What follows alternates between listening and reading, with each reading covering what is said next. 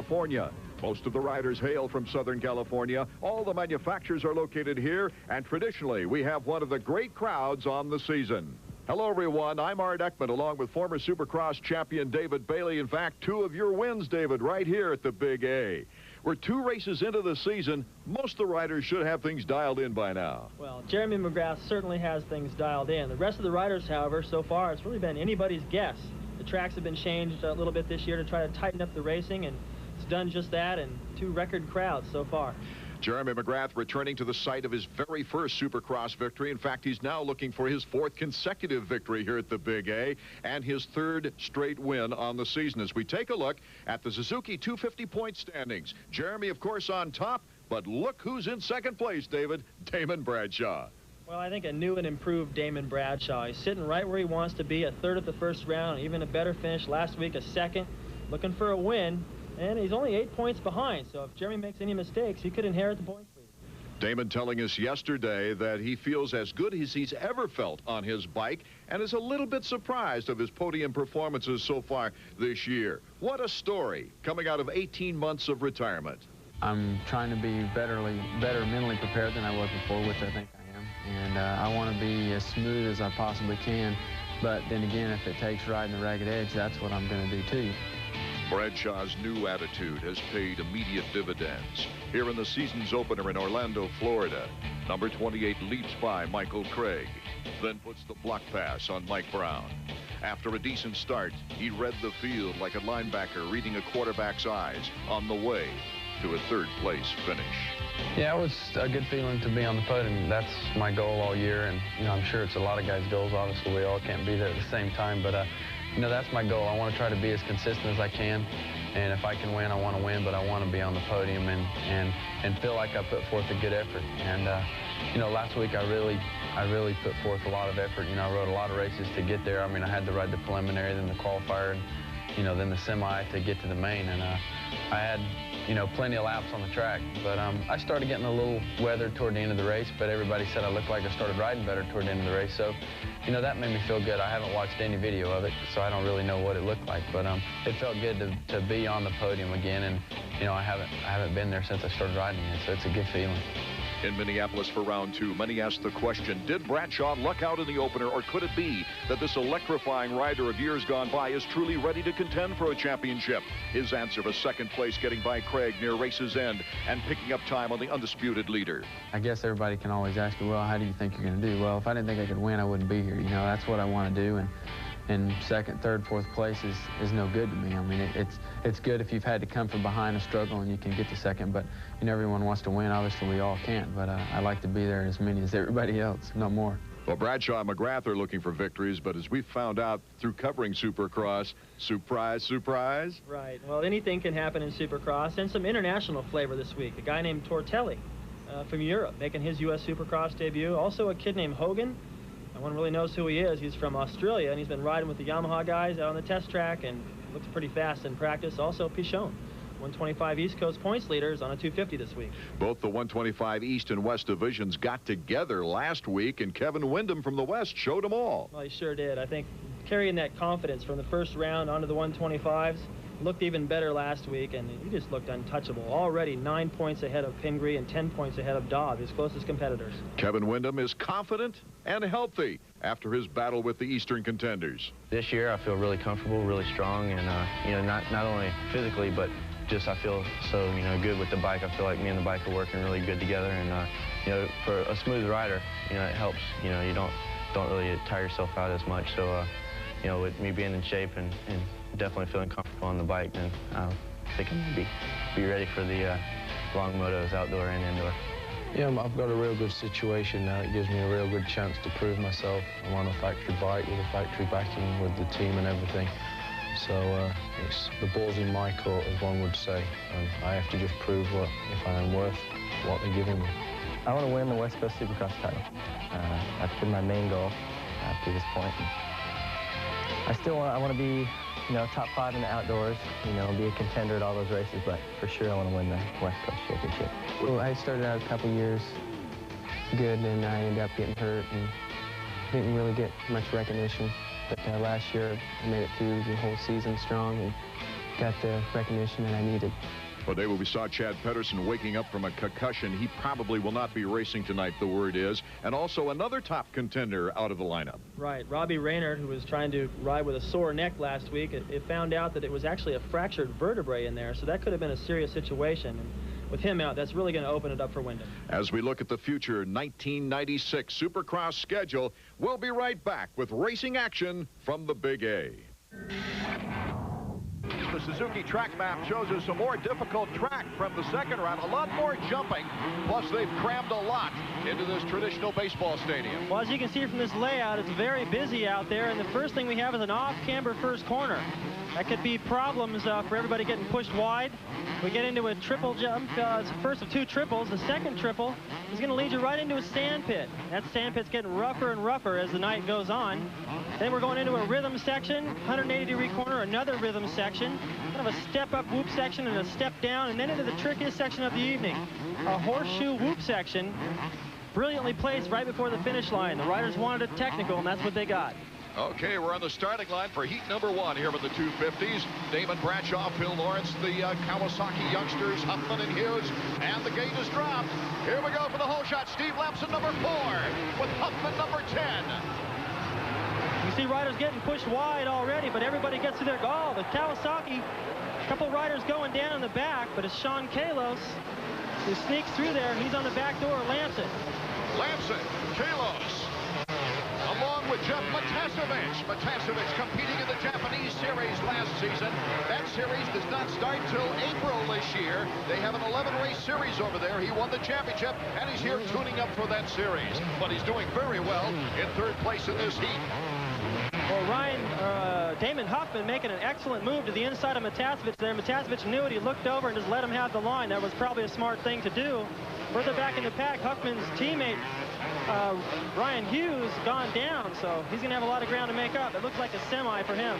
Huffman, Matasevich, and that's Bradshaw right behind Jeff Matasevich. Chicken is getting the pressure on from Bradshaw. Lamson comes over the line. Sean Kalos, who's done an excellent job this year. Huffman, Matasevich, and Bradshaw. Now we are fighting for the 4 top spots going directly to the main event after this first qualifying heat. Bradshaw on the bubble. He's got to get around Matasevich to get into the main event. That's our battle right now. The first 3 are pretty strung out, but Bradshaw hasn't had a chance to race against Matasevich at all this year. Actually, it's been a long time, since 1990 probably, when these two fought it out here in the main event. We're looking at the battle right now. Matasevich, number 103. Bradshaw, number 28. Bradshaw, of course, with the 3rd place and 2nd place finish in the 2 first opening rounds. Now, I don't think that Matasevich is going to have the ability to hang with these guys at this pace for 20 laps. It's been a long time since he rode a U.S. Supercross. However, in a heat race, this guy is brilliant at holding people off. Here's Steve Lamson, our heat leader right now. Let's go down to Marty Reed. Well, guys, earlier in practice today, Lamson took a header. He ended up bruising his left hand, but he says it's not really bothering him. And so far, looking at him out on the race course, that's for sure. Sean Kalos, the Team Extreme rider, is in danger right now of losing 2nd place. Number 10, Damon Huffman, the young Kawasaki rider, to the outside. You can see Kalos in the air off that triple. Look over there to see who it is. And now Huffman, with a brilliant move up the inside, positions himself perfectly through the sand. Huffman into 2nd place. Kalos now pushed back to 3rd. I think we're going to see that line come in handy a lot tonight. The guys that go in there on the inside control that corner, and they keep making the pass. Ryan Hughes, incidentally, is way behind Damon Huffman's teammate. Bradshaw still unable to get around Jeff Matasevich. You see them working just to the inside of that corner into the whoops behind Kalos. There's Damon Huffman, number 10. Had his problems last week in Minnesota. He sure did. He looked fantastic, but he had to win coming out of the semi. Didn't get a very good start in the main event, and he just fought through the pack. Complained about the track being too easy and not being able to make up that time. Bradshaw, number 28, trying to follow, trying to get in front of Jeff Matasevich. Right now, he's just kind of casing the situation. Well, last year, Matasevich held off Mike Kudrowski. A fine job at Bradshaw. Bradshaw to the inside, and Jeff Matasevich doesn't have the power, as Jeff had a better swing to the outside and momentum. Bradshaw really could have gone in there and parked Matasevich, because he had no problem with taking him out. Kind of a polite move, maybe a little more patience than we've seen in the past from Bradshaw.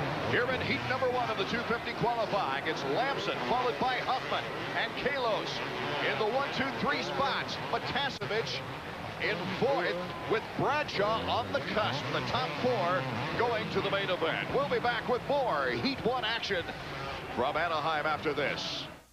Fact, red lights last longer when you're in a hurry. 250 Supercross qualifying continues with heat number 1. It's Lamson out in front, but we've got a closing up battle now for 2nd and 3rd. That's Kalos number 52, Matasevich 103, and Bradshaw. 2 of those 3 riders will advance to the main event, probably. Matasevich trying to box out Kalos, 52, putting on strong, gets around Jeff Matasevich, and Damon Bradshaw is just trying to wait for his position. Well, he can't wait too long.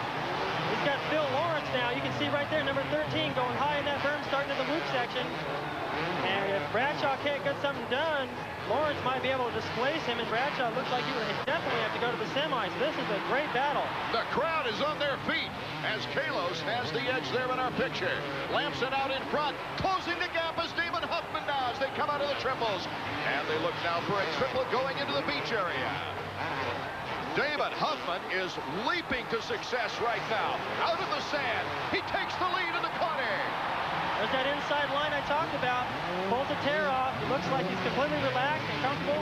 Already got a little bit of room on Lamson. Perhaps Lamson can learn a little bit from Huffman here. Huffman obviously faster. Huffman, a 4th place in his very first 250 race in the full season on 250s. Came back last week with a 9th in Minnesota, was very disappointed in that performance. But has obviously got his act together right now as he duels with number 4, Steve Lamson, for the lead here in heat number 1. Well, I thought after watching practice that it might be difficult to pass out there, but there's been a lot of passing so far. So I don't think that's the case, and right now Lamson is staying pretty close to Huffman. I thought Huffman might pull away even more. 2 laps remaining in our opening heat. Still, this battle at the 3rd. Kalos is controlling it. Matasevich still hanging on to it, and Bradshaw has got to make a move. Matasevich has got to be a surprise to you, David Bailey. He is. Here comes Bradshaw up that inside line again. I don't think he's going to be as polite this time. And he can't quite make it. He cuts in front of him, and that inside is hard and slick, and as the night wears on, that moisture comes up out of the ground, and Bradshaw just could not get stopped. Left the door wide open, and Matasevich rode right back through it. Now here comes Lawrence. Bradshaw's aware of it. He looks over. Sean Kalos doing a very commendable job holding on to that number 3 position. White flag lap, it's the last lap. Well, this is definitely the battle. Somebody's going to ram somebody, I have a feeling, because there's a lot at stake. Lawrence now he's putting a lot of pressure on Bradshaw. Bradshaw's on the bubble. He's got to make the pass. Kalos, Matasevich, Bradshaw, and Lawrence right on his tail. Number 13 is Lawrence. What a start on the season he's had. Number 12 is Mikel Pichon. So we've got a lot of great riders that are in danger of not making it to the main out of the qualifying heat. That's the way it looks. Pichon caught these guys, came out of nowhere. He's putting the pressure on the tail end of this train, but Huffman controlling the lead as he gets closer to that horseshoe whoop section. Lamson with a little bit different line through there. However, I don't think he's close enough to make a move. This is back to the battle for the final transfer spot. Huffman going through that horseshoe whoop section cleanly. It looks like he's going to be able to take heat 1, no problem. Put a little distance on Lamson. And the checkers for Damon Huffman, winning his 2nd heat in 3 tries this season. We'll be right back with the comments from Damon Huffman with Marty Reed down trackside when we return. Grab 2nd place, Kalos. Matasevich beating out Phil Lawrence and many other riders on the cusp. Yeah, Bradshaw was in there. Pichon was in there. Ryan Hughes going down the first lap. All those guys going to the semi.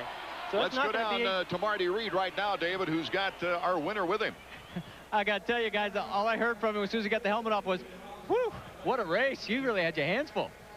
Yeah, I got off, to a pretty decent start, but hopefully I'll get a little better in the main. But I was happy with that race. I think I just need to settle down a little bit you know, it's kind of like my home race, and I'm a little nervous, but as soon as I calm down a little, I'll be good for the main. You like this track? I think by far it's the best one of the year. It's pretty technical, a lot tougher. It's pretty fast, but the whoop-de-doos and the different obstacles they have here are good. Damon Huffman, your winner in Heat 1.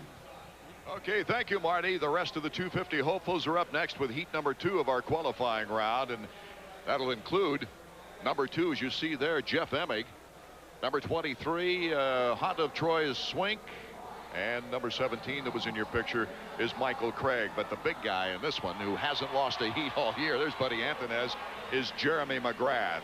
So LaRocco, Craig, Emig, Swink, Lusk, and Jeremy McGrath battling it out right here. There are just too many riders to make the top 4. As we mentioned, our qualifying procedures, each rider runs in one of 2 heats. The top 4 in each heat transfer directly to the main event. The rest go to the semis, where the top 5 make it to the main event. And then the riders have only one more shot at the money after the semis. The top 2 finishers in the last chance qualifier, rounding out our 20-rider field. And so we go to heat number 2. What's it like at the line right now, David Bailey? Nerves. You're nervous. A lot of these guys make Anaheim a bigger race in their mind. They want to do well here in front. Most of these guys are local. But you know what I'm thinking is, after that first heat, some surprises getting in there and really forcing some of the factory stars and the guys we'd expect to be up front into that semi. That can happen here too. You've got Michael Craig in there, Brian Swink, Ezra Lusk. These guys are fast off the line. Mike Brown as well. They could get in there and stir things up.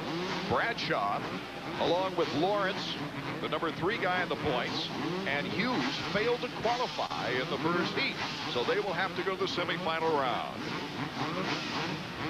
Looking where Bradshaw's lined, or Jeremy McGrath, rather, you can see him right there getting some words from his mechanics. Lined up pretty close to the inside, and I think that's going to be the key tonight. Get off the gate quick and aim for the inside, not get pushed wide. A couple guys went off the track there in the first heat. Our 30-second board is up. Riders reaching down to make sure they got the gas turned on. You think that would be a given after a while, but I've seen them forget it. I've seen them forget it before. They might get off the line, but they don't go too far after that. Oh, you'll see them check it 3 or 4 times just to make sure. Okay, from 5 to 10 seconds, that gate will drop now anytime as we get set to see who gets the hole shot for heat number 2 in our 250 action. Jeremy McGrath, number 1, takes it. Number 16 is Greg Albertine. Number 8 is Mike LaRocco with a good start. And Mike Brown is number 9. Jeremy McGrath takes the turn to go into the triple out in front. So for the first time in a long time, LaRocco with a good start. You can see Jeremy and his teammate Greg Albertine not too far behind. Mike Brown in second place. A real battle for third with Mike Craig and Mike LaRocco. Greg Albertine in fourth. You see the riders having problems with that sand section, unable to do that double. It's a simple double, but the sand makes it almost impossible. Number 9, Mike Brown, has looked good early in the 250 action, but has faded as the race has gone on. Let's see how he does in second place now in heat number 2 with Mike LaRocco right on his tail, and Mike Craig bumper to bumper. As you can see this battle behind the leader, Jeremy is already gone. Mike Brown holding on to second pretty good. You get a look at LaRocco and Brown's teammate, Michael Craig. That's the first 4 spots that are going to go to the main. There's still some competition back there behind them. Guys that can come up and challenge. Mike LaRocco working on those starts. Did a nice job in this one. And a 125 Eastern rider, not too far off. The top 4 positions is Brian Deegan. Jeremy McGrath now can feel a little bit of pressure from Mike Brown, so he just might step it up going through the sand. I'm surprised. Mike Brown made up a little bit of time, as did LaRocco, or else Jeremy lost some time somewhere, but they're still pretty close. Mike Craig, who was running up there in 4th, dropped all the way back, and he's back way back in the pack, and so is Jeff Emig. So they may be looking at having to go to the semi as well. Deegan has taken 4th place away from Greg Albertine. So it's Jeremy McGrath in first. Mike Brown second, battling with LaRocco in third. Deegan, number 25, getting the challenge from Greg Albertine, the former 3-time world champion, and Ezra Lusk behind those 2. You can see Deegan having his problems with that whoop section, and Albertine rides right around the outside of him. That section's going to be tricky tonight. Following those guys in this battle for the final transfer spot is Ezra Lusk. Supermax still out in front as we look at the battle behind him from the rear. Into the triple, it's Jeremy McGrath out in front. Mike Brown has a little bit of space now on Mike LaRocco in third place. The top four, remember, going directly to the main. And that's where the battle will be for fourth position. It's Albertine. Lusk makes the pass on Deegan, number 25. Deegan coming back now. We'll be right back with the finish of Heat 2 and 250 action from Anaheim, California after this. Qualifying from Anaheim, California. After winning Heat number 1, Damon Huffman, it's Jeremy McGrath out in front. And there you see a very disappointed Denny Stevenson from Team Extreme. Denny with a very sore thumb. And it looks like he's holding on to a wrist now. Came into this qualifying heat with an awful cold. He was battling every kind of ailment possible, I think. And very disappointed now that he had to drop out of the action. Jeremy McGrath in the step up, step down. And let's go down to Marty Reed, who's got a bead on the Stevenson Denny, situation. I know this is really disappointing because What's wrong with the thumb right now? I just hurt my wrist that last lap over one of the triples. I came up a little short, and I just felt time to give him my wrist. It's already feeling better, but it's just a lot of pain right now. You think you're going to be able to come back in the semi? I'm just going to tape it up and see how I'm feeling in the semi and just give it a try. So, gotta do what you can, I guess. Denny Stevenson out of this one. Or he's going to have more tape on him than a mummy right now. He's got that thumb all wrapped up and taped almost like a cast. As we take a look right now at number 9, Mike Brown and Mike LaRocco. That is the battle for second place, way behind Jeremy McGrath. Well, little by little, they just start making tiny mistakes, and Jeremy doesn't make any. And they start losing time on him, and now he's got LaRocco breathing down his neck. They're starting to pull away from the fourth place Albertine right now, but that seems to be where the battle is for second place. Lusk has got a shot at Albertine, but he better hustle if he wants to make the main event coming out of heat number 2, that's for sure. Marty? I'll tell you what, down here with Ian Harrison, he's got to be a happy guy. The one thing you got to remember is 2 weeks ago, it looked like this guy wasn't even going to be around after that accident. You got to be real happy with where he's at. Yeah, I am. Just hoping everything runs smoothly. With today's medicine and everything, it's amazing what they can do. After dislocating his shoulder, he was back 1 week later, which was really great. And we're happy to see him, and he seems pretty safe. Couple laps to go, guys. As we pick up the action in the battle behind Jeremy McGrath. LaRocco squares that corner. Looks like he's going to make that pass. That was a brilliant move. He planned that going into the corner. Now Brown.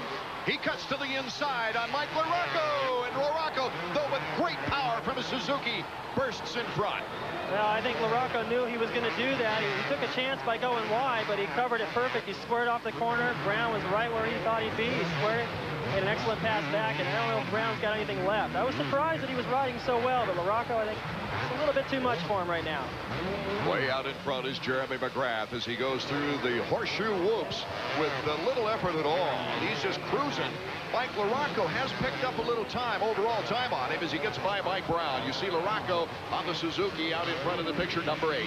Well, LaRocco is one of the tougher riders out there, and he doesn't really rely on that much timing to go through a whoop section like that. I think that would be a good section for him, but if he gets close enough to Jeremy, but Jeremy's completely gone. I don't even think it's some vantage points for LaRocco, but he can see Jeremy now. Here's the battle for fourth, David.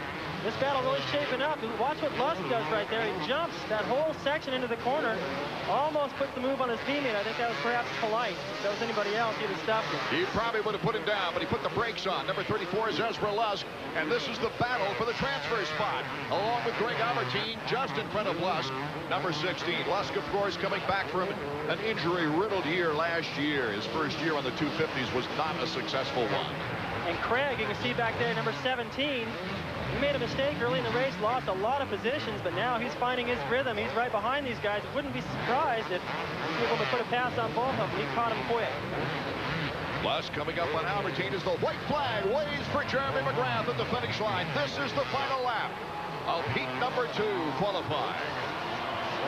It is LaRocco over the finish line second, followed by Mike Brown in third position. And the real battle for fourth, right there, Ezra Lusk is right behind his teammate Greg Albertine. What a battle. And McGrath already starting to show off. It's a knack for you. You can see the crowd reacting. Whoa! A lapper got in the way right there. I think it was Michael Craig. Yes, it was, and Albertine lost a spot. Albertine, bar to bar with Craig. Craig trying to block him out. And we go to Jeremy McGrath on our screen. Oh, what a battle back there. That's going to be a heated argument afterwards. McGrath works his way into that final time through the horseshoe hoop section. A lot of the guys coming out of that inside, they start in on the left and move over to the inside. Jeremy just cruising through there right now. Looks like it's going to be an easy win for him. Looks like it's going to be Jeremy McGrath, Mike LaRocco, and Mike Brown in that order. Jeremy McGrath kicks out with the checkered flag and a winner in heat number 2. We'll check the final lineup right after this. Official count, it's of course Jeremy McGrath on top, LaRocco, Mike Brown, and Greg Albertine making the final transfer spot from heat number 2. Let's go down to Marty Reed with our champion.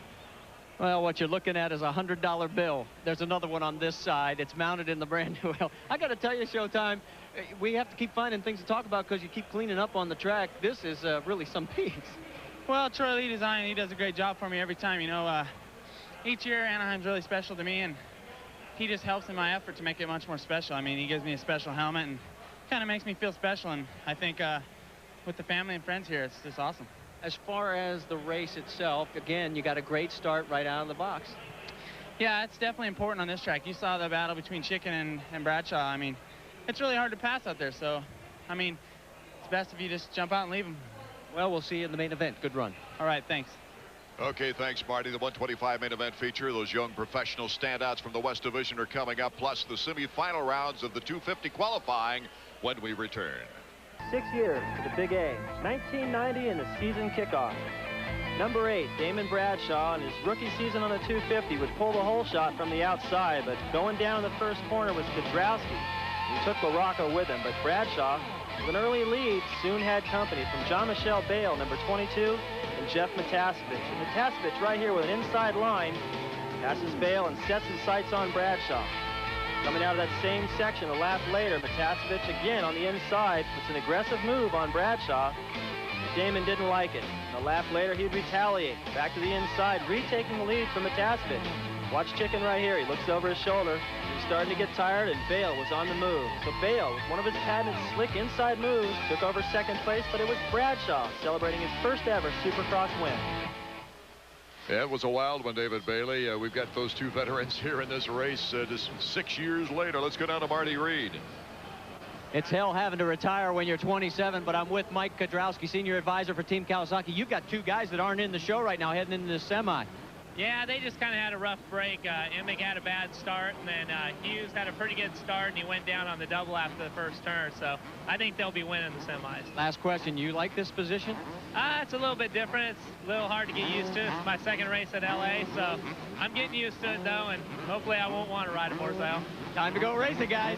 Stage 2 of the 250 qualifying. The semifinals, 5 will make it to the main event out of the semifinal round. And we've got, well, what looks like a main event participating. Number 100 is Jimmy Button. We've got Fauchon, Bradshaw, Hughes, Lawrence. There you see Bradshaw. Fauchon and Hughes start next to each other. There's 33, Jeff DeMint. Number 11, Kyle Lewis. 36, Larry Brooks is in this race. Okay, we've got the gates dropped. The battle for the whole shot. And coming out on top is Jeff Hedden, number 85. But quickly, Brooks takes over the lead. Larry Brooks with an inside line, squeezed out. He's got the whole shot. The Team Kawasaki guys are back in the pack. Kyle Lewis in second place, number 11, right behind Larry Brooks. Two former no-league teammates. Phil Lawrence running in 5th right now. That's the final transfer spot. He's still got Corey Keeney. He's got a lot of guys behind him. This is going to be, somebody's going to get bumped out of here. Phil Lawrence is in the best position of all the front runners, the contenders coming into this race. What a battle up front this is going to be, though, with Kyle Lewis and Larry Brooks. And right behind him, Jimmy Button. Button is the faster of those three. I think so, but they're already starting to put a little bit of time on him. And Lewis, he's using that inside. He went in on the left, held it tight to those whoops. That's been paying off so far tonight. Kyle Lewis in 12th position in both previous races on the season. The former Mickey Thompson champion in 94 and in the short-lived 95 season. I was about to say, just like Matasevich, Larry Brooks has been racing for a long time. He knows how to hold people off, but unable to hold off Kyle Lewis. has already opened up a little bit of a cushion, and Jimmy Button on the back of those guys. Now the Kawasaki riders starting to move up through the pack. Spud Walters from Folsom, California on a Suzuki. See those riders still having trouble getting through that sand pit. Larry Brooks almost going over the handlebars. Jimmy Button takes over the number 2 spot.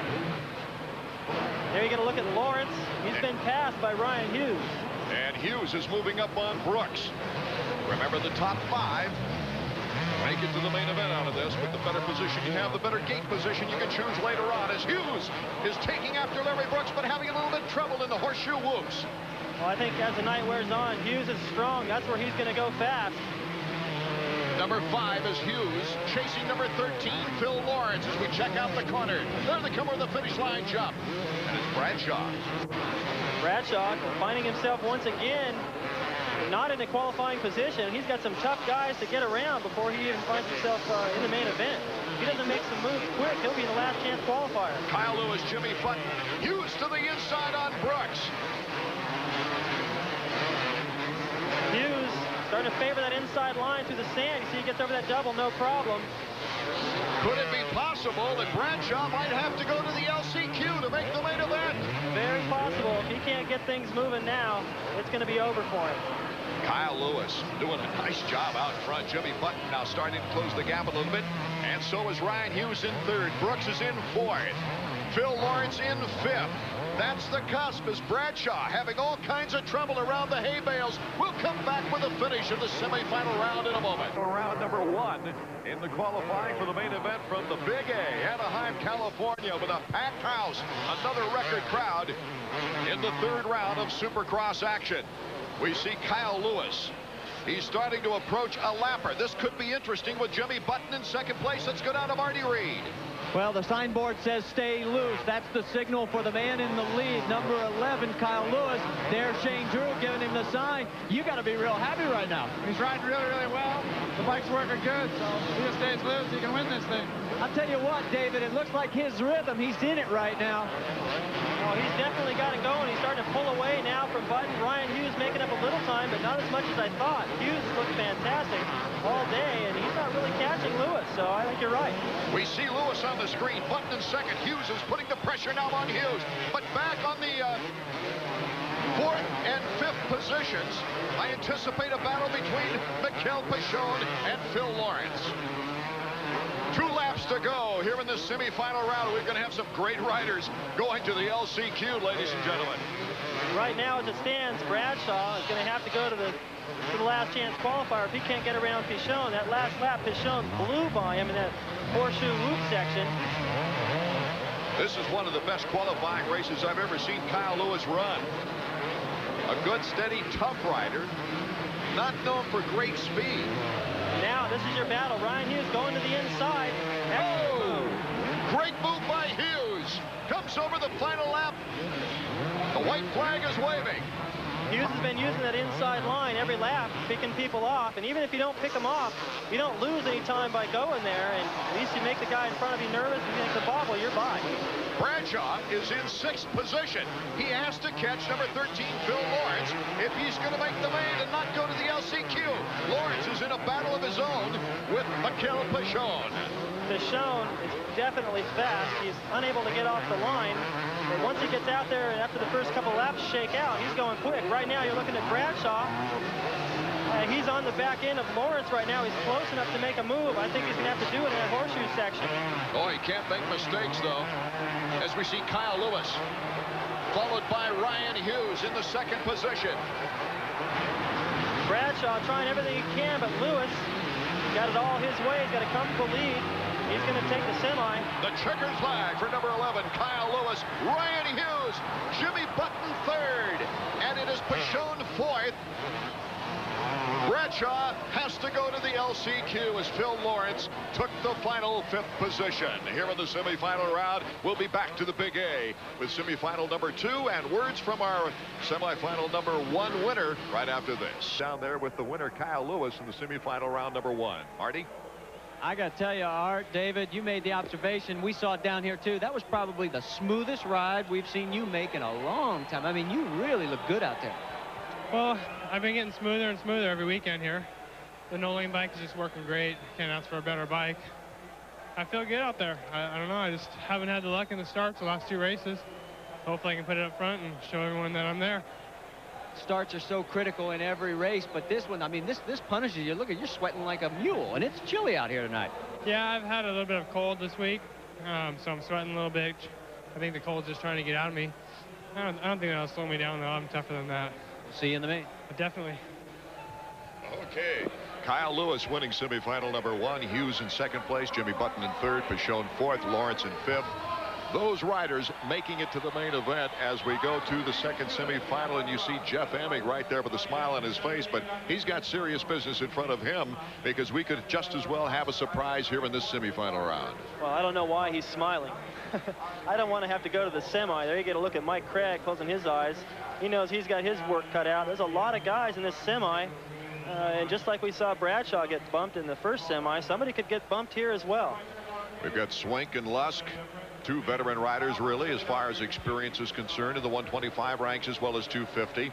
So Craig, Lusk, Swink, Buddy Anthonez, and Lee Hogan, a surprise rider really in the practice rounds from Australia. Yeah, it didn't look too bad in the heat. He didn't make it, obviously not good enough. He and the Frenchman Tortelli, Sebastian Tortelli, like a 16 or 17-year-old kid, no one's seen making his U.S. Supercross debut. Boy, and I tell you, just guts for number 24 on that line right now, Denny Stevenson. As we look at Swink number 23, getting set, they're starting the engines. Well, it looks like the guys that are lined up towards the inside, once again, are the ones that seem to shine in that first corner. Unless they get pinched off right out of the gate, they control the whole thing, and everyone else gets pushed wide. Emig number 2. 30-second board is up now. When the 30-second board goes sideways, that means that gate can drop from anywhere from 5 to 10 seconds after it goes sideways as we look down the starting line. The crowd here is just phenomenal as we've had record crowds, sellouts in all 3 rounds starting off the 1996 season in Supercross. Riders putting it in gear now. They're starting to stare at the gate. Some of them look straight ahead. Some of them look at the gate next to them. And the gate is dropped. The race for the whole shot. Number 23, Swink. Right next to him is Ezra Lusk. And number 2 is Emig, 17, Craig. So many of the front runners right there. A lot different than what we saw in the last semi. A lot of the good guys that we expect to be up front having to come from back of the pack. But right now, Swink controlling the lead. Ezra Lusk right behind him. Michael Craig in 3rd, but Denny Stevenson being passed by Emig for 4th. The top 5 riders going to the semifinal round out of this. There you see Mike Craig running the number 3 spot. Craig has been fast in spurts out here. He's got good sections on the racetrack, places where he's really going fast, but he can't put it all together. Let's go down to trackside and Marty Reed. Well, I find it interesting that Ezra Lusk and Mike Craig are running nose to tail with each other. Remember, in the heat race, those 2 got together. They did have some words after the race. Here they are. Could see some more fireworks before this one's over. Swink with good speed, pulling away as he goes across the finish line jump.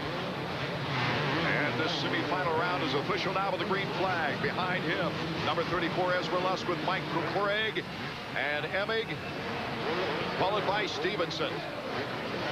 Looks to me like these first 5 aren't really going to be threatened by anybody else. Cortelli's back there behind him, but the front 5 seem to be separating themselves from the rest of the pack. Emig, disappointing 4th right now. Craig and Lusk seem to be the fastest guys on the move. They might be able to get up and battle Swink. The favorite line through that sand seems to be the inside. They're getting more traction closer to the track there. Well, you're exactly right, but as they keep going through that inside, it gets digging it out deeper and deeper, and now they're going to have to start switching around a different line.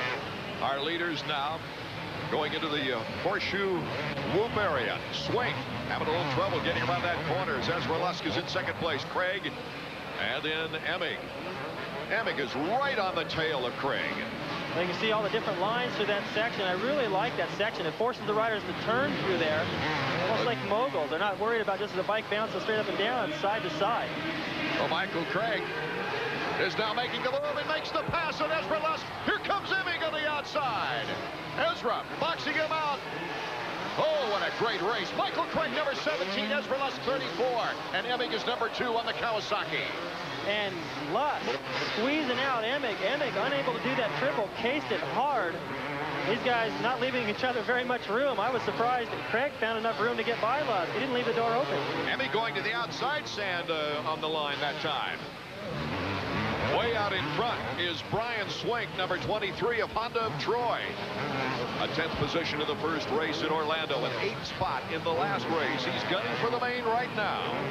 Now Craig is comfortably into second. His teammate up ahead of him. You can see Craig working that inside. Look at how much trouble these guys have through there. It's a tough section, Art. It is really tough the way things are going, and we'll be right back with the conclusion of the semifinal round number 2 in just a moment. The main event. Brian Swink is our leader, number 23, with his Honda of Troy teammate Michael Craig in second position, and in the Kawasaki of Emig in third. I'm noticing just as they enter that whoop section, most of the riders are favoring that inside. They're getting down into the plywood, so as they come out of there, they got a lot of wheel spin. It's hard to get a good run at those whoops. Good observation. As Emig, we follow his bike around the track right now. Clearly defined the first 3 positions. Denny Stevenson, it looks like, in 4th right now. It looks like you're getting a look at Brian Swink, who's leading this thing, but Craig and Emig both are riding a little bit quicker. They're all favoring the inside of the sand pit. Things in between the top 3 are starting to tighten up. The top 5 progressing to the main event. The others have to go to the LCQ, and we've already got a couple of outstanding riders in that LCQ not making it through the semifinal number 1, and I'm speaking mainly of Damon Bradshaw. Well, Damon just hasn't looked good. He looked fantastic in practice and yesterday during the practice, but today just can't find his rhythm. Just doesn't look like he's got that fire and that aggression. How much effect is it going to the LCQ? One time Jeremy McGrath last year went to the LCQ and won the race as we see the white flag final lap. Well, I think, you know, in Damon's situation, shoot, he couldn't get it together in the heat race or the semi. Maybe he needs this last chance qualifier to get another look at the racetrack, perhaps set his bike up a little bit better and come out and do it in the main event. Ezra Lusk has faded as Swink, Craig, Emig, Antones, and Sheik. Right now, if things don't change, and Ezra Lusk puts Sheik toward the hay bale as he comes around. So Ezra getting back as he looks back at Sheik into qualifying position. Let's go to Marty Reed. Well, Lusk got off track momentarily. He was back in 6th. He's in a dogfight right now for the transfer spot. Final lap. Yeah, back out front to Swink, going off those triples, pulling those, I guess they call it a can-can, right in front of his teammate. Those guys are pretty close, so pretty brave by Swink. It really is. Swink, number 23, looking for one of his better rides of this early season, the checkered flag, and he takes semifinal number 2 with Michael Craig and Emig right behind him. The top 3 positions. We'll be back with the words of wisdom from Swink in a moment. 18 riders have already secured gates out of the 20-man field. Swink, Craig, Emig, Antones, and Lusk going to the main out of the second semifinal. Let's get on to Marty Reed with You can always tell when it's a tough semi. The sweat's pouring off these guys. You look pretty cool compared to some of the other guys we talked to tonight. Good run. Thanks. The track's pretty easy, so you really gotta go fast. You gotta push hard because, you know, everybody's going fast. Even the guys that are usually mediocre, you know, they're tough to beat tonight, so you have to really work hard. Now, wait a minute. You said the track's easy. Everybody else telling us this is real technical. Well, some of the obstacles are technical, but it's one line. They were worn in the middle, so it makes it kind of hard to pass. Well, we'll see you in the main event. Good luck. Yeah, you know, Honda Troy bike is working good, and Sinisalo and all them guys are helping out, so it works really good. Get those sponsors in on you, Marty. Sounds like David Bailey in his days. Going down all the stickers. As it was a good ride for Brian. I think Brian at one point early in his career, a little shy with the camera, just pointed to his chest protector where he had all the stickers and said, yeah, there's all my sponsors. You can read them. Kevin Windham, James Dobb, David Pingree, and more as the 125 main event is next when we get back. More than the normal amount of interest in the last chance qualifier because of number 28 Damon Bradshaw. He got a very bad start in 10th position. Dement and Stevens then in front of him. He had to battle them all the way, David Bailey. Oh, he looks good over the finish line jump. That's just what he needed, I think. He didn't have his rhythm in the heat race in the semi, and the last 2-3 laps of that last chance qualifier, he really looked good. Let's go downstairs to Marty Reed. He's with Damon. I'll tell you guys, he knows how to make things dramatic. I know you're not real happy having to go through last chance, but what a comeback. Yeah, you know, you got to do what you got to do. I don't like to ride these things, but tonight I didn't have a choice. What's the problem? Is it the rhythm? You just don't have the sync tonight? No, this track is hard to pass on. You know, I mean, it's fun to ride for one guy, but when you're trying to pass guys, it's real difficult. You know, I think you saw that so far tonight, but you know, we all got to ride the same thing, so we're going to go out and make the best of it. We'll see him in the main. Damon Bradshaw. Okay, thanks, Marty. As Damon Bradshaw winning the last chance qualifier in second spot, rounding out the 20-man field for the main event was Jeff DeMent. Stevenson gave it a go, but I have a feeling he was just so injured that he had a tough time getting it together to really make a match with DeMent. But a gutsy performance by Denny Stevenson in third place there. So our field is ready to go for a main event, and we'll get to the 125 main and the 250 main coming up next when we come back to the Big A. It has a 900. Ard Ekman along with David Bailey and Marty Reed as we get set for the start of the 125 main event. Kevin Windham just ran away with the competition in his first 125 race of the year in an East-West confrontation in Minneapolis, Minnesota, where his competition was thinning out a bit. Robbie Raynard suffering a cracked vertebrae, and Chad Pedersen in that race in Minneapolis came away with a broken arm and a concussion. The West Coast has had a few riders out. You know, Robbie, I hear, is hurt with a possible vertebrae, and also Chad Pedersen, who was hurt last weekend in Minneapolis. That's you know, a sad deal, and it's in a way it makes the series a little easier. But also, you know, there's Pingree out there, and there's a lot of people that you can't, you know, underestimate. So the competition still, you know, will be good, and you can't take any one of those guys for advantage. So you still got to keep the training up, and, you know, keep the seriousness of it up. You know, it's a little easier, but there's still going to be some tough guys out there. Well, Kevin Windham is still the class of this 125 West. And I think he's learned quite a bit in a short period of time. He knows that he's got to go out and keep with his game plan, ride aggressive, keep that same intensity, because if he lets his guard down, just because a few guys are missing, he could make the same mistake. With those guys out of the picture, perhaps he can ride a little bit more patient. Windham right there, closing his eyes, going through his pre-main event thoughts. Whatever those are. Pro Circuit takes great pride in winning the 125 championships. Their team manager, Mitch Payton, was getting razzed because Kevin Windham lives at his house, and he wiped out the Pro Circuit riders last week in the East-West combination. Okay. The 32nd board is sideways. Marty, do you have a comment before we get going? Yeah, Casey Lytle had trouble getting the number 119, the Honda of Troy machine started. He just got it in line. Always breaks your concentration. Let's see if he gets a good start. He's the second one here, right next to us. Okay, between 5 and 10 seconds, that gate will drop right now as the machines are revving up high. Let's see who can get the whole shot now for the 125 main. Number 97 gets the whole shot. That's Greg Schnell, who had such a good heat race. And number 29, Pigram, is right in the action. 29 taking the lead. Look at those guys scrapping. They're going wide, trying to cut each other off, protect their line. And Pingree off to a good start. Windham is in third. He's in good position to make this a great battle for the 125 main. Pingram going to the inside through the sand. Well, these are the riders you wanted to see up front already. Windham taking over Schnell, going to the inside that sand pit. That line's paid off all night. And I believe the two fastest riders on the track are running 1 and 2, although Schnell somehow found a way back around Windham. Pingram saying coming into the season after a successful season in Europe, and I should say the off-season, said, it's time for me to win the West. Well, this would be a giant step for this young man on the Pro Circuit Kawasaki machine. David Pingree is in first position as they come across at the finish of the first lap. Snell and Windham right there, 1, 2, 3. It's Rusty Holland in fourth, number 71. And Dobb is in fifth, number 19, and off the course. Oh, going into the hay bales is Pingram. Schnell takes over the lead with Kevin Windham now. A good shot. Well, Kevin Windham, I think it would have been tough for him to try to move around Pingree. What happens is they get up into that loose stuff. They lose the front end up there by the hay bales. That dirt gets pushed up there, and it looks more solid than it actually was. But Schnell, who rode so good in that heat race, holding off Windham. Greg Schnell, number 97. He's working his way into that whoop section. He's got an outside line, Windham with an inside line. You can see Schnell jumps about 6 or 7 whoops into that section, doesn't even touch So he seems to have a little bit faster line. I'm sure that Wyndham is sharp enough to pick up on that. We'll see if he changes the next time. Wyndham really slow coming over the transition in that horseshoe whoop section.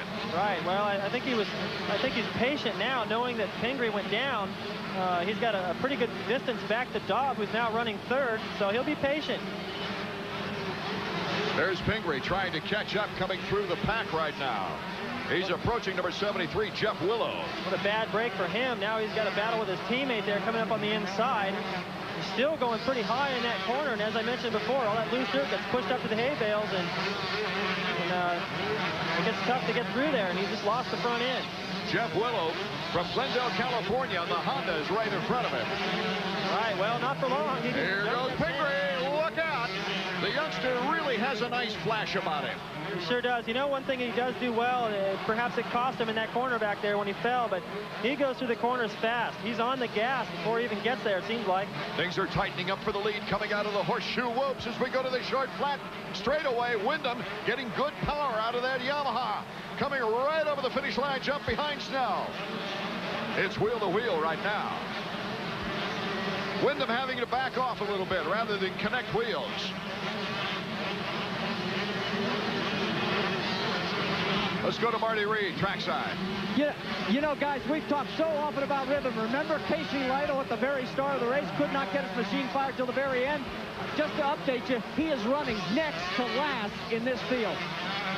Right, I saw him go down on the start. He was just after the first corner. He was the only guy sitting there, so he must have made a mistake all by himself, and obviously those pre-race nerves cost him. Wyndham chasing Snell for the lead right now. And Pingree is moving up a little bit after that great start and going down. That was smart. I wanted to point out, Art, we saw Snell go into that section. He held that inside line. He was going wide before, but he knew that Wyndham was close enough. Here's where Wyndham can really, well, he didn't get the momentum out of the whoops. Right, well, I think Wyndham thought, well, here I can sneak under him on the inside. Snell switched over to that inside line and ruined it for him, so he's going to have to find somewhere else to make that pass. It's a 1-2 battle right now for the 125 main as James Daub is about 3 seconds behind in third place. Pingree, though, is trying to challenge for fourth. I'm really impressed with Snell. Wyndham has looked fantastic. He looked untouchable last week. Looked untouchable today in his heat race. He won by about a mile, and Snell has still got a pretty good lead on him. From Cucamonga, California, Greg Snell is from the young Team Chaparral. And that, of course, is managed by the 250 rider, Larry Brooks. They really wanted to get the season set for 1997. Snell's number, and here comes Wyndham. He gets the block pass, but Snell cuts inside nicely. Wyndham having trouble in the whoops. Oh, what a bar-to-bar battle we've got going here in the 125 action. Snell taking the advantage into the final turn before the finish line jump. Oh, my goodness. Wyndham almost having trouble on the landing there on the finish line jump, David. Well, I think he's got to be surprised by Snell. I don't think he would have expected Snell to be giving him this much trouble. And again, after that exchange, Snell still with a comfortable lead. But back there in that horseshoe whoop section, I think Wyndham did a good job to keep it on two wheels because he lost the front end right there. Any other battle in the race, it goes way back to third with Daub and Pingree going at it. But Snell has done such a magnificent job out front. He got a very slow start in the first race of the season, the East-West confrontation in Minnesota. He broke 17th and gained 5 positions up to 12th by the end of the race. We'll be back with the exciting finish of the 125 main right after this from the Big A. We've got a great race for the first place and for third place. We're looking right now at the third place race with Wyndham catching up with the leader out in front. Here's Snell, number 97, and Wyndham 38. That's 1 and 2 here in the 125 main. Wyndham has gone in there and challenged him and found some faster lines, but Snell has covered him.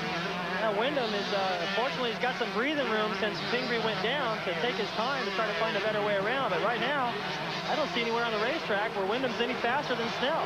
Well, a 15-lap race, we might be getting down to endurance right now. Oh, Pingree off the track in the whoops. Number 29 gets back on in his chase for James Daub and the third place position. Wyndham tightening up for first place right now against Snell out in front. Snell, number 97, as you see him there.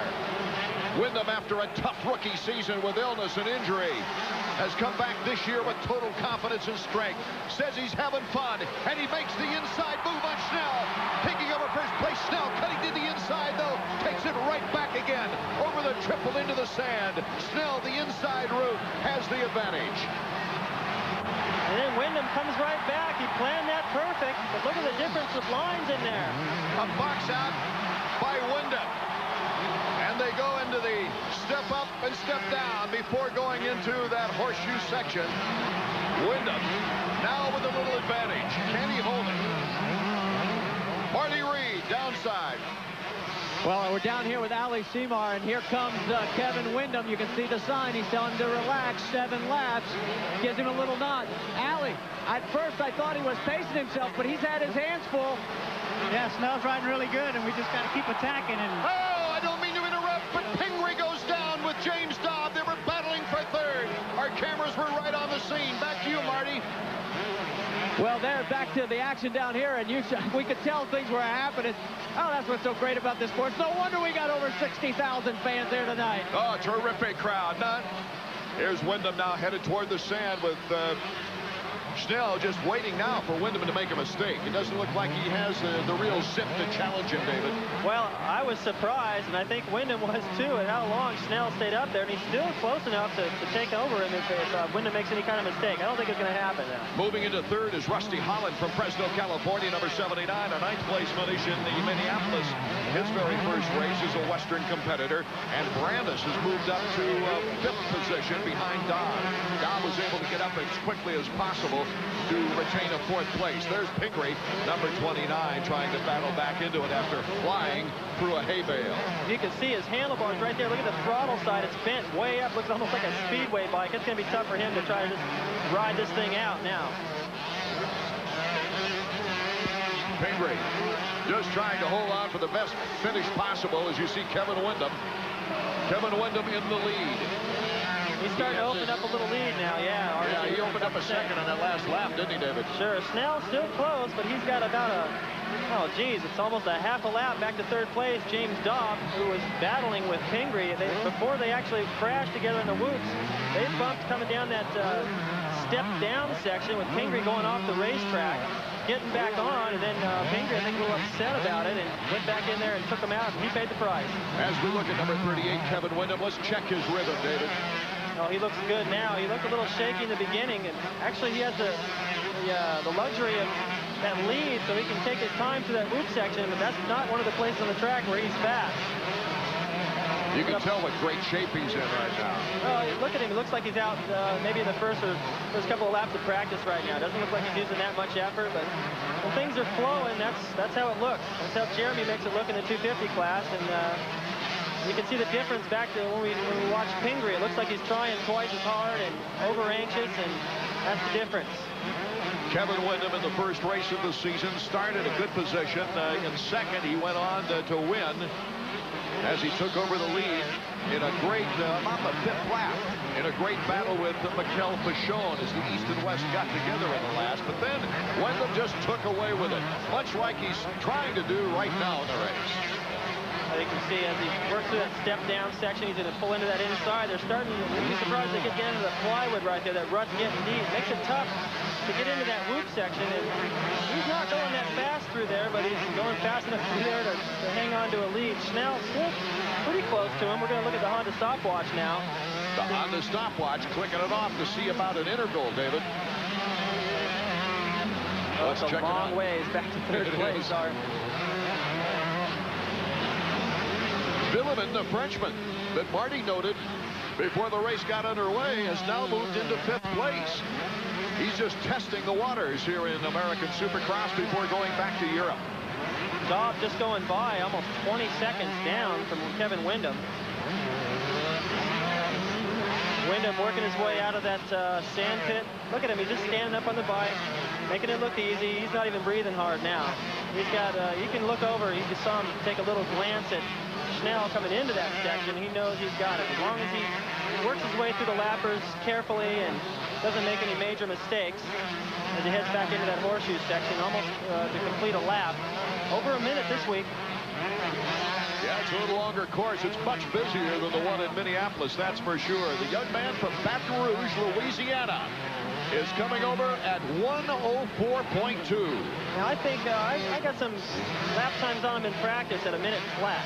The 250s are running right around in there, and right now he doesn't have the reason to push that hard. The track's obviously gotten a little trickier here in spots. As you see right there, Daub having this trouble through that corner of that horseshoe loop section. The guy's getting pushed wide through there. The lap time's substantially slower this week in rounds 1 and 2. Wyndham with a 5-second lead over Schnell in second place, and then you see number 19 Daub is way back of that. So we really don't have much of a race going on unless Wyndham should fall down. I think in another couple of laps, with the pace that he's running, he could fall down and still get up and have the lead. Daub way back in third. If he can hold on to third, that's pretty good for him in the points, but still, he's letting Wyndham get away. Well, Wyndham blew away his healthy competition last week, where riders from both the East and the West competed. This week, the Western ranks were thinned, of course, with the injuries to Raynard and Pedersen. Wyndham working his way through those lappers. You see, he starts into that berm. We asked Kevin Wyndham about the thinned down ranks, David.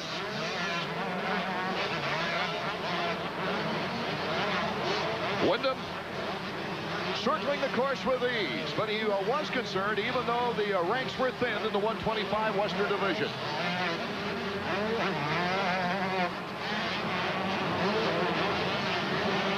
They had a little technical trouble there. We couldn't hear Wyndham, but what he said was that you'd never know who might step it up. And in this case, in the early race, David Bailey, it was Snell. Well, I think Snell surprised everyone. He looked fantastic in the heat race, though, and it seemed as though I think that if Pingree could have kept it on 2 wheels, that would have changed the complexion of this whole race. But Wyndham has learned a lot.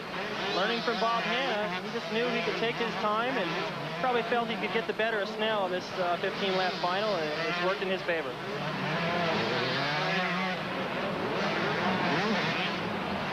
White flag lap coming up. Wyndham with a huge lead. See if he gets fancy off the triple. Acknowledges the crowd. This is the last lap. Kevin Wyndham. Whoa! The heel clicker. I called it. I thought he'd have some time to mess around. Here's the next set of triple. That's why you make the big bucks, David Bailey. Going through the sand. He has a field length lead on number 97. And that is Greg Schnell in second place from Cucamonga, California. Wyndham just riding it out, isn't it? Yes, this is not going to be a minute 4. This is going to be about a minute 15. He can afford to ride a little slower as he starts into that horseshoe section for the last time. Got to feel good 2 in a row. Well, back in the days when you were racing, you had about 3 or 4 guys around you. Did you ever have many laps like this that Wyndham's having? Occasionally. The first time I ever won here in 1983, it was pretty easy for me. It's a fantastic feeling.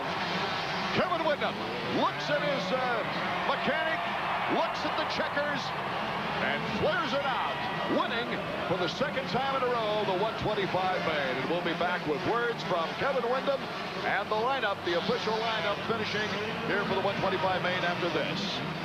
Record crowd, Wyndham, Snell, and Daub on the podium for the 125. Let's go down to Marty Reed with our winner.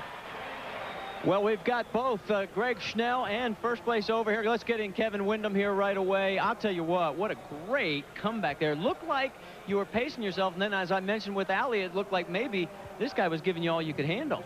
Yeah, he was. He got out good, and he had a good pace, and we made a couple black pads here and there, made for some good racing for the fans, but yeah, he was holding a magnificent pace. You know, I was having trouble with it. 2 in a row, your confidence level must be about as big as this crowd. Yeah, it's really getting there. You know, last year I had a rough season, and this year, you know, I'm starting to win a few, and 2 in a row really feels good. I had a strong run on the 250 in Orlando, and everything's starting to turn around for me. I feel really smooth out there. Congratulations, great win. Let's move over to second place, Greg Schnell. You gave it all you had. Yeah, you know, I got a really good start, and I got past in the first lap, but, you know, I came back and ran my way through, and me and Kevin had a good race, and, you know, this is probably one of the best races I ever had. This was a good track for you. Yeah, this track's really fun. You know, I really like it, and it's a good layout, and I just dig it. He digs it, guys. Boy, does that date me or what? Well, he's representing his young team extremely well, is he not? As we take a look at the key crash, Pingree and Dobb was able to get up, though, and take a podium spot out of that wreck. Well, I think Pingree, having gone down twice, he bent his bike up pretty good that time, and there's no way he could get back in there. Snell, Dobb. There's the Frenchman taking a 4th place. Impressive, as Grayson Goodman leads it off with 6, and David Pingree finally finishing with 7th. So as we look at the point leaders now in the 125 West, it's Wyndham taking a commanding lead with, of course, 50 points. Mitch Payton might up his rent living there at the Pro Circuit team manager's house. Dobb has 35 points now, and Snell moves up to 31 points on the Western sheet. As the 125 riders down below now celebrate with the champagne. The championship celebration underway for the 125s. The superstars of the sport coming up next from Anaheim.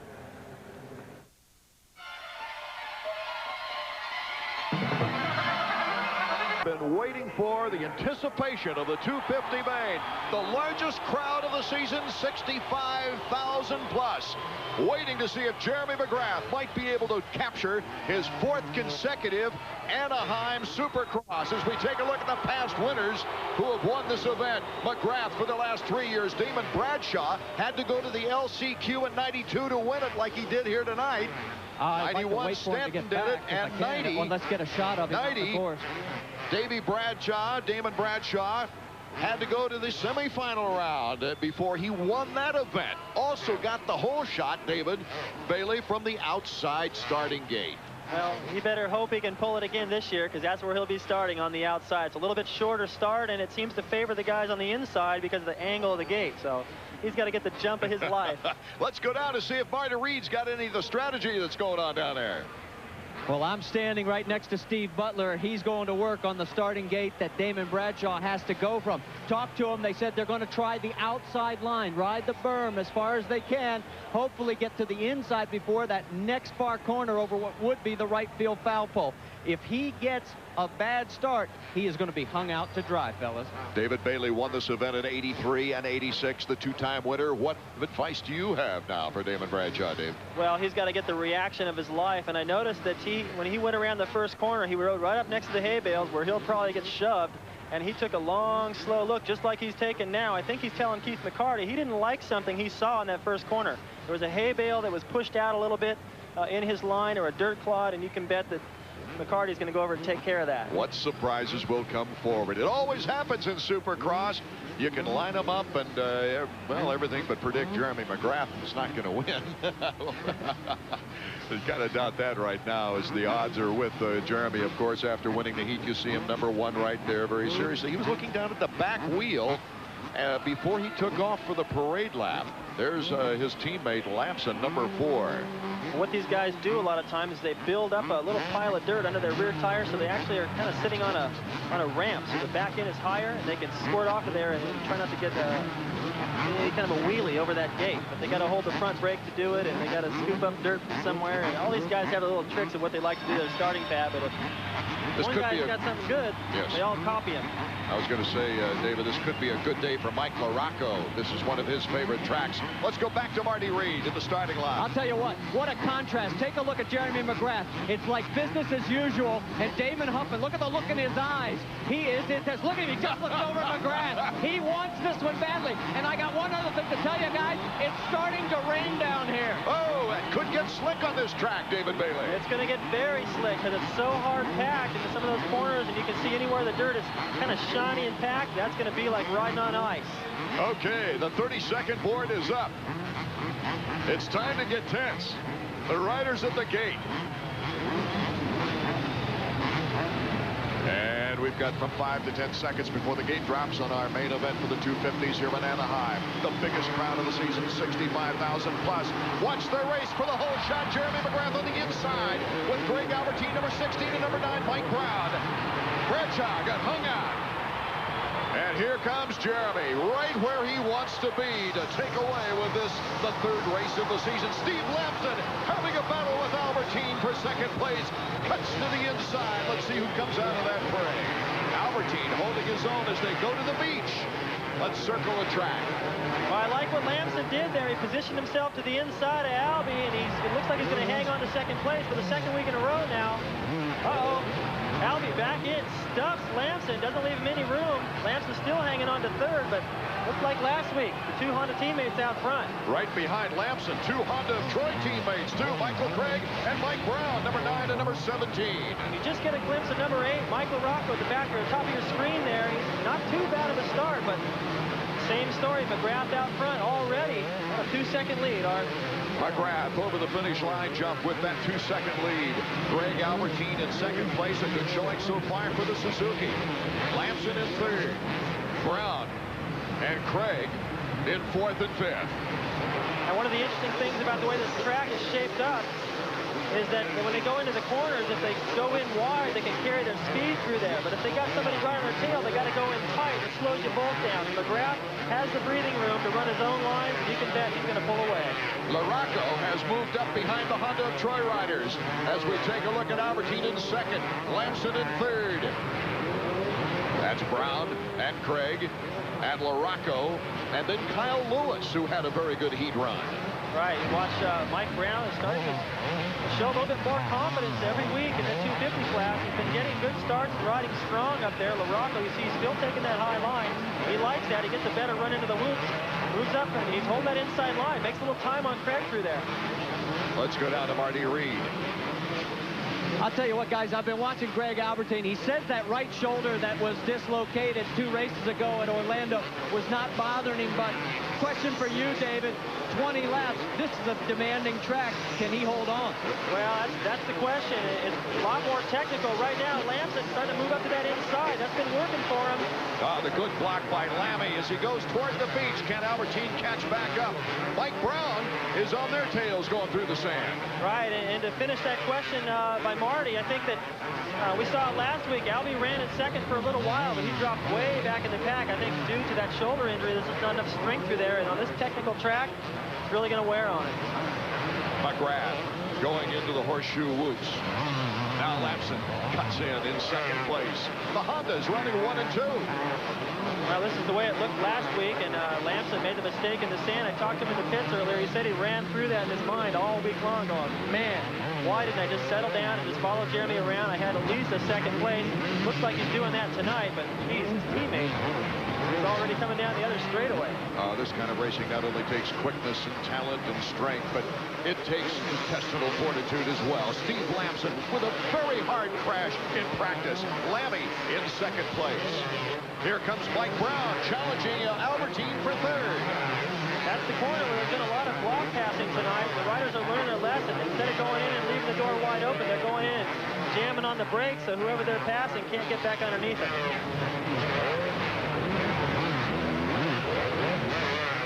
Hennig, a crash casualty, is pulling the cobwebs out. Looks like he's in last place as we look up front with Albertine in the battle with Mike Brown, number 9. Well, Albertine, I was going to say, I think he might be holding guys up, holding up that whole train behind him because he's unable to run the pace of Jeremy and Lamson, but he's still got a pretty good lead over Brown. Brown's close enough to show him a wheel here and there, but not really get close enough for a pass. We'll have to look for that down in there, that home plate. Roger DeCoster bringing Greg Albertine over after his 3 world championships. Really knew that he had a lot of learning to do in the Supercross field. Was really hoping for a better performance in the Nationals. Well, here they come into that home plate section, and Albertine, with plenty of breathing room, he can run that outside line. That's where Brown tried to come underneath him before. Now, behind them, you can see number 10 right there, Damon Huffman, using some different lines everywhere, which is good for passing, and he's moving up. Oh, he's got a good slingshot move out of that sand. A Bradshaw update, he is now 15. Well, that's not very good. First in the points, Jeremy out there in the lead, and Bradshaw starting second place in the points, starting off dead last. He's going to want to get this race over and regroup for next week. Check out Huffman, though, as he tries to put the pressure on the Honda of Troy bikes. Cuts to the inside, gets by Michael Craig.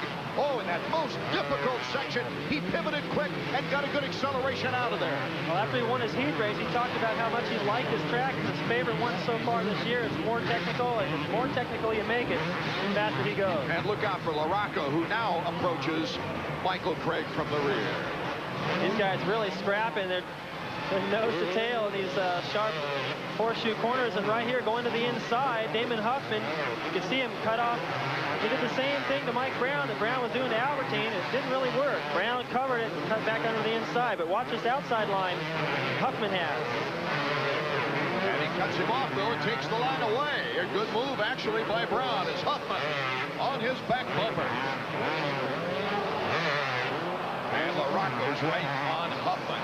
And Bradshaw goes down at the end of the sand. He's just having a terrible night. And he looks okay. He's getting up, but he's going to be in last.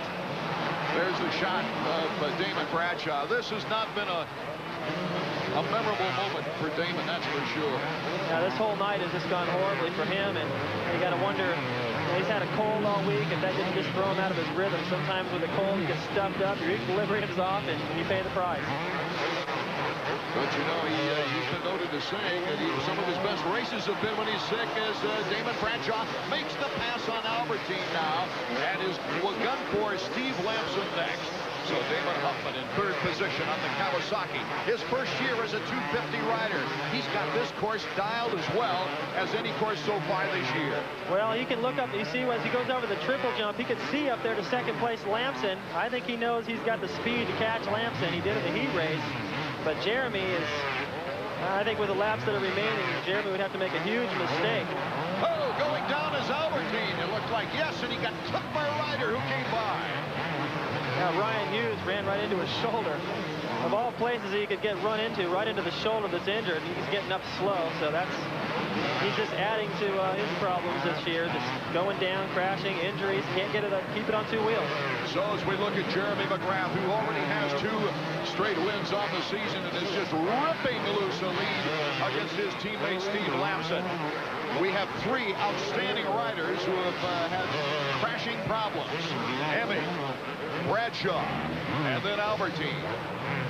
Well, the way it looks right now as we watch Jeremy just making it look easy again for the 3rd time in a row.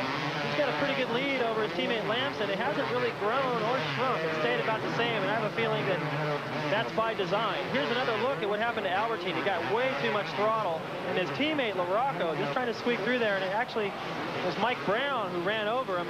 Albertine lucky not to get his feet stuck in the motorcycle.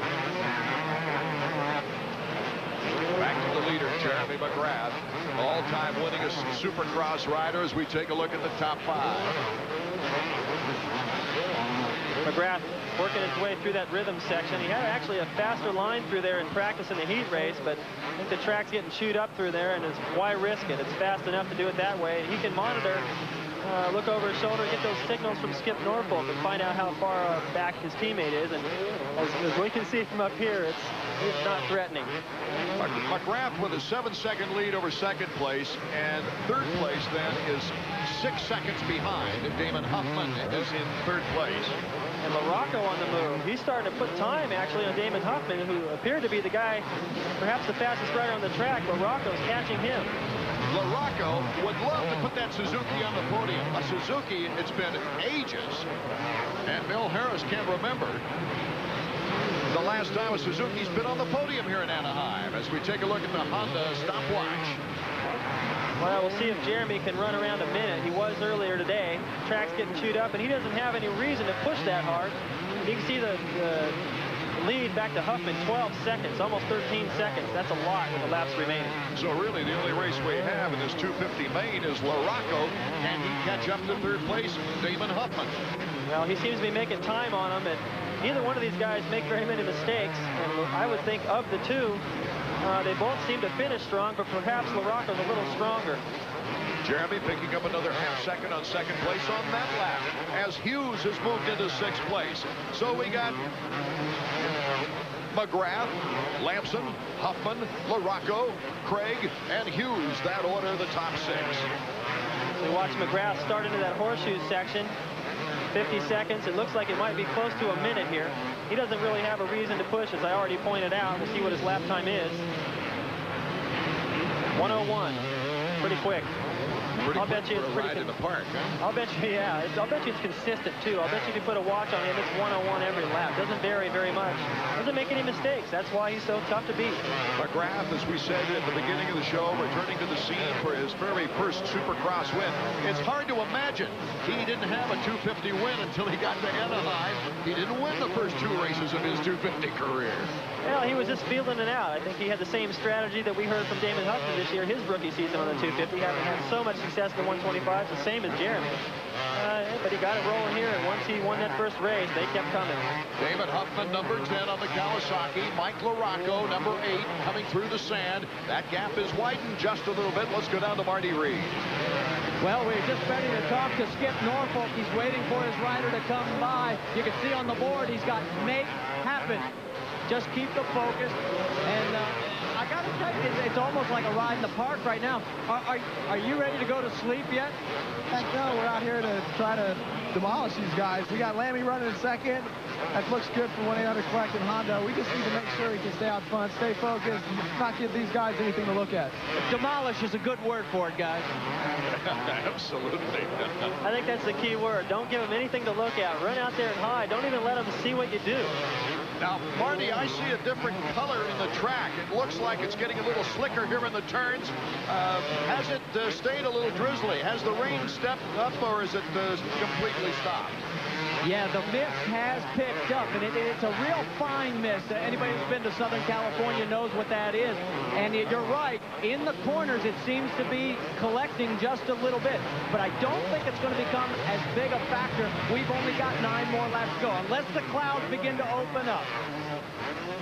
Well, I think as you watch the battle between Damon Huffman and LaRocco starting to shape up. LaRocco starting to gain a little bit in certain places on the racetrack, and then Huffman opens it back up. But I think this is going to come down to the wire, and if you notice the past couple of laps, they go through the sand pit. Huffman's all the way on the outside, and LaRocco's all the way on the inside. That could be interesting the last couple laps. Jeremy McGrath, though, out in front, number 1.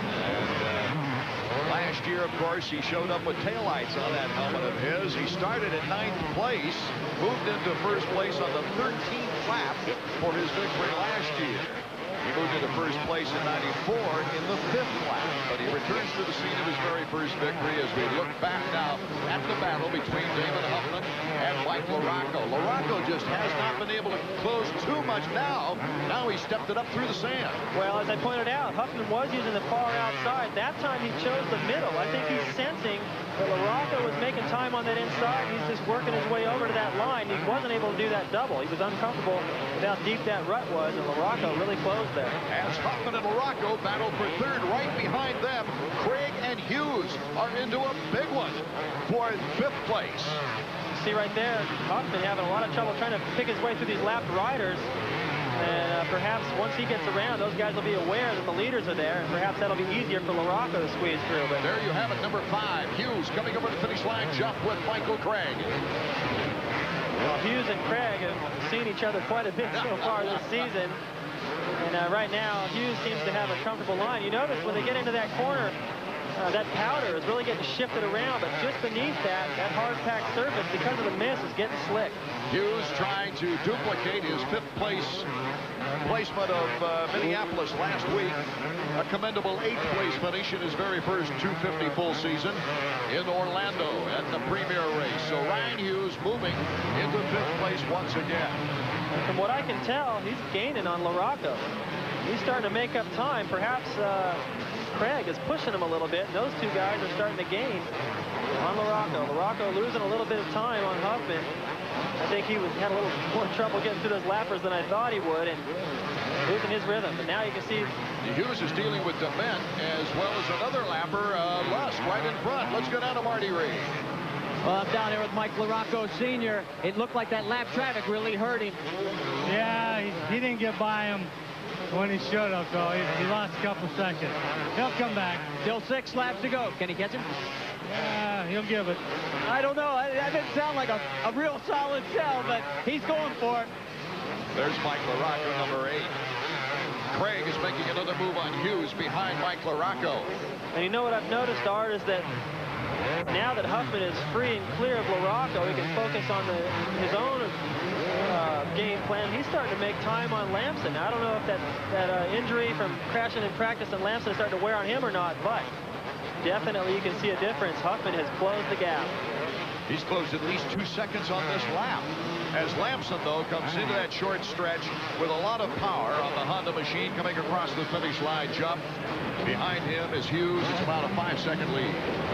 Has 5 laps to go, and with the amount of time that Huffman is gaining on Lamson, he's going to be on his back fender in a couple of laps. We'll see how that develops. Number 4, Steve Lamson, hard crash in practice, and he's trying to hold on to second place as Damon Huffman makes a concerted effort to catch up with him. Down to Marty Reed once again. Well, guys, I was just talking to the team down here, and they say the wrist is not a factor. He has not complained about it all night long. If he's running out of gas, it must be fatigue, but it's not from the injury. Well, it looks like...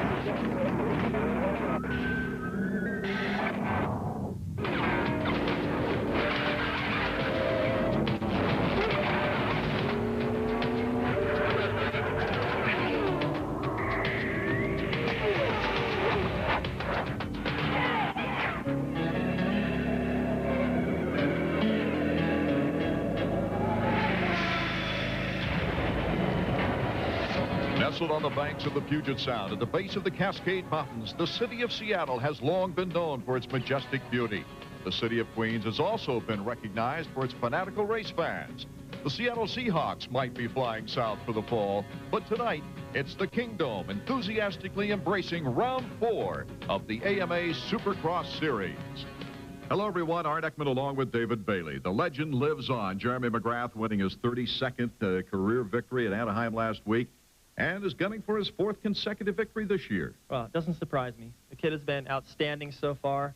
Led almost every single lap. At least last year he made a mistake at Anaheim, got a bad start, made things interesting for a little while. But the other riders have had 3 opportunities really to get things dialed in, and they just haven't seemed to be able to close that gap. And maybe the planets have to be lined up, the birds have to be chirping or something for them to present a challenge. Taking a look at the Suzuki 250 point standings, McGrath, of course, the perfect 75 points. Larocco moving into 2nd place last week. But the emerging story, I think, is the young Kawasaki pair. Well, as you can see, Huffman moves into 3rd in the points with an impressive come-from-behind ride at Anaheim, finishing 2nd. And his teammate Hughes, who fell in the heat race, injured his hand, but he still doesn't sit too far back in the points in 6th place. So Kawasaki right now perhaps represents the changing of the guard. Kawasaki hasn't won a Supercross championship